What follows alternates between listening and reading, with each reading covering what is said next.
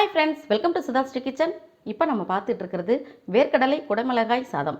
ரொம்ப அட்டகாசமான ஒரு ஹெல்த்தியான ஒரு லஞ்ச் பாக்ஸ் ரெசிபியாக கூட இதை நம்ம செய்யலாங்க. ரொம்ப சூப்பராக இருக்கும். குழந்தைங்களுக்கு உடம்புக்கு ரொம்ப நல்லது. நிலக்கடலை சாப்பிட்றது எவ்வளோ நல்லதுன்னு உங்களுக்கே தெரியும். இந்த நிலக்கடலையும் குடமிளகாயும் பயன்படுத்தி இன்றைக்கி நம்ம ஒரு லஞ்ச் பாக்ஸ் ரெசிபி மாதிரி செஞ்சுருக்கோம். இந்த வேர்க்கடலை குடமிளகாய் சாதம் வந்து மசாலா டேஸ்ட்டோட ரொம்ப அட்டகாசமாக இருக்குங்க.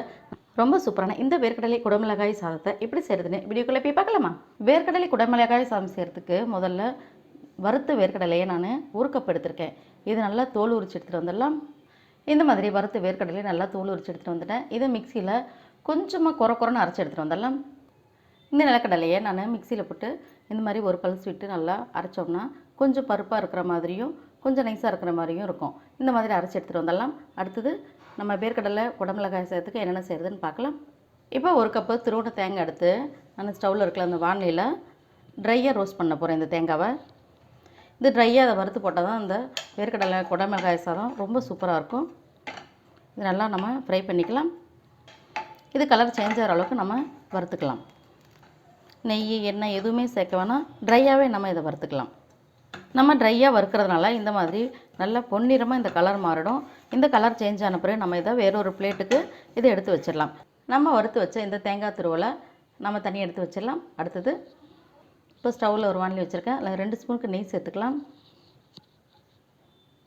நெய் வறுக்கணும் 2 கிராம்பு, கொஞ்சோண்டு பட்டை, கொஞ்சம் இலை, இது எல்லாத்தையும் நம்ம நெய்யில் வறுத்துக்கலாம்.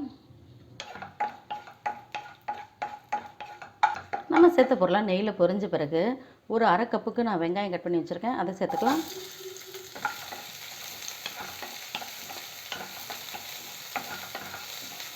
கொஞ்சம் கலர் மாறுற வரைக்கும் இதை வறுத்துக்கலாங்க. வெங்காயம் கொஞ்சம் கலர் மாறின பிறகு இஞ்சி பூண்டு பேஸ்ட்டு ஒரு 1/2 ஸ்பூன் சேர்த்துக்கலாம். இந்த இஞ்சி பூண்டு பேஸ்ட்டை பச்சை வாடைப்பாக நல்லா வதக்கலாங்க.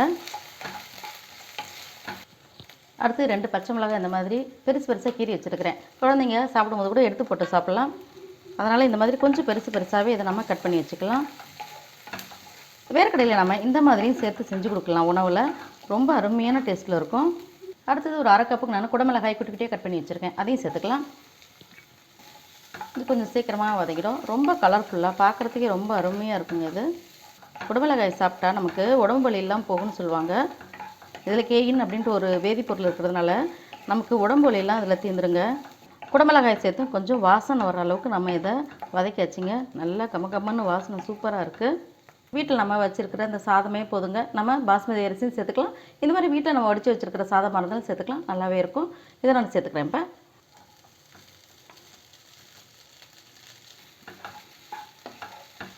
இப்போ இந்த உதிரி அந்த சாதத்தை சேர்த்து நம்ம இந்த வேர்க்கடலை குடமிளகாய் சாதம் சாப்பிடும்போது ரொம்ப அட்டகாசமாக இருக்குங்க.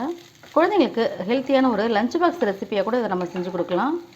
நம்ம சாதத்தை போட்டுட்டு நல்லா இப்படி நம்ம கலந்து விட்டாச்சு. அடுத்தது இப்போ இந்த சாதத்துக்கு தேவையான அளவுக்கு உப்பு சேர்த்துக்கலாம். நான் உப்பு சேர்க்காம தான் சாதம் வடித்து வைப்பேன் இப்பயும். இப்போ இந்த சாதத்துக்கு தகுந்த அளவுக்கு நான் உப்பு சேர்த்துக்கிறேன். உப்பு சேர்த்து நல்லா கலந்து விட்டாச்சு. அடுத்தது நம்ம வறுத்து வச்சுருக்கிற இந்த தேங்காய் துருவல் இருக்குது பார்த்திங்களா, இதை மேலே அப்படியே சேர்த்துக்கலாம். அப்படியே தேங்காய் துருவல் சேர்த்து நம்ம நல்லா கலந்து விட்டுக்கலாம். கடைசி நம்ம இப்படி பொடி பண்ணி வச்சுருக்கோம் பார்த்திங்களா, இந்த வேர்க்கடலை, இதை நம்ம இது மேலே சேர்த்துக்கலாம். சேர்த்து நல்லா கலந்து விட்டுக்கலாம். ரொம்ப அட்டகாசமான டேஸ்ட்டில் ரொம்ப அருமையான ஒரு ஹெல்த்தியான ஒரு லஞ்ச் பாக்ஸ் ரெசிபி தாங்க இது. ரொம்ப சூப்பராக இருக்கும். நம்ம எடுத்து வச்சுருந்தோம் அந்த நிலக்கடலை பொடி எல்லாத்தையுமே இதில் சேர்த்தாச்சுங்க. கடைசி நம்ம கொத்தமல்லி தழையை மேலே அப்படி தூவிடலாம். அவ்வளோதாங்க, நல்லா கலந்து விட்டாச்சு. ரொம்ப சூப்பராக இருக்கும் டேஸ்ட்டு. நம்ம வீட்டில் இருக்கிற பொருளை வச்சு மட்டுமே தான் நம்ம இதை செஞ்சுருக்கோம். நம்முடைய வேர்க்கடலை குடமிளகாய் சாதம் ரெடி. ஒரு டைம் நீங்கள் செஞ்சு கொடுத்தீங்கன்னா குழந்தைங்க அடிக்கடி இது வேணும்னு கேட்பாங்க. இதுக்கு நம்ம உருளைக்கிழங்கு சிப்ஸ் இந்த மாதிரி வச்சு சாப்பிட்டாலே போதும். ரைத்தாலாம் பண்ண கூட அவசியம் இல்லை. உங்களுக்கு இந்த வேர்க்கடலை குடமிளகாய் சாதம் பிடிச்சிருந்துச்சுன்னா சுதாஸ்ரீ கிச்சனுக்கு சப்ஸ்கிரைப் பண்ணுங்கள், ஃப்ரெண்ட்ஸ் அண்ட் ரிலேட்டிவ்க்கு ஷேர் பண்ணுங்கள், லைக் பண்ணுங்கள், கமெண்ட் பண்ணுங்கள். ஆரோக்கியமானதை சமைப்போம், ஆனந்தமாக இருப்போம். தேங்க்யூ.